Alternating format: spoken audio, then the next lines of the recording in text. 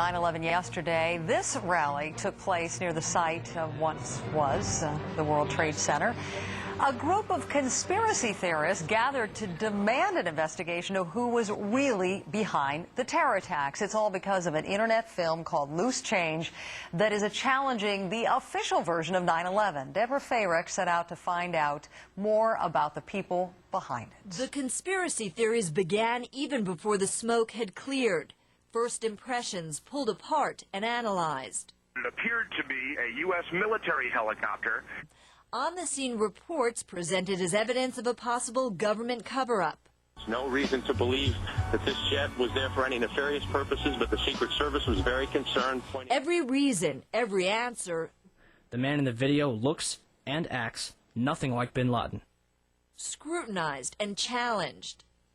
Are we supposed to believe that it disappeared into this hole without leaving any wreckage on the outside? These are some of the events called into question by a film made for $2,000 by three friends using a laptop computer. It's called Loose Change. When it hit the web last year, it spread like wildfire, downloaded some 10 million times, translated into 13 languages. The 80-minute documentary presents its own evidence and asks viewers to look closely and ask questions. Like, could the Trade Center have been brought down by bombs? Could the Pentagon have been hit by a missile? And what happened to plane debris in Shanksville? To accept the official story of 9/11, you really had to accept hundreds of different coincidences all at once. Dylan Avery is the film's writer, director, and narrator. Jason Burmis did the research, and Corey Rowe is the executive producer, a war vet who fought Al-Qaeda in Afghanistan. I met my enemy and the people that supposedly pulled off this attack. These people are not strong enough and they're not advanced enough to pull off these synchronized attacks. They are not engineers or trained investigators, and only Jason has a college degree. In your mind, there is no question that it was actually a conspiracy. Absolutely. They're not alone. A Zogby poll of 1,200 Americans taken in May found that 42% feel the government and 9/11 Commission took part in some kind of cover-up. Former Senator Bob Kerrey spent months investigating the attacks as part of the 9/11 Commission. He says the only conspiracy was the one by Al-Qaeda.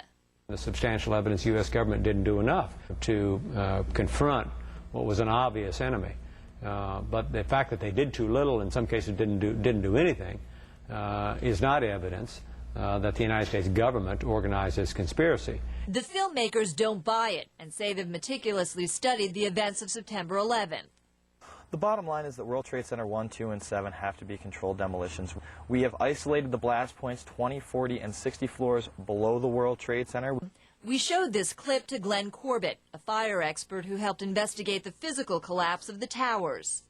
There's no doubt that the subsequent fires that erupted could weaken that steel and bring the buildings down without any help from explosives.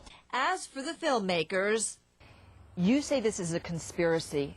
Isn't it possible that it was simply a colossal failure by the U.S. government? For them to have been completely caught off guard by September 11th, we would have to believe that our government is, the Three Stooges. But regardless of what you believe, the film certainly has people thinking. Deborah Farrick, CNN, Oneonta, New York.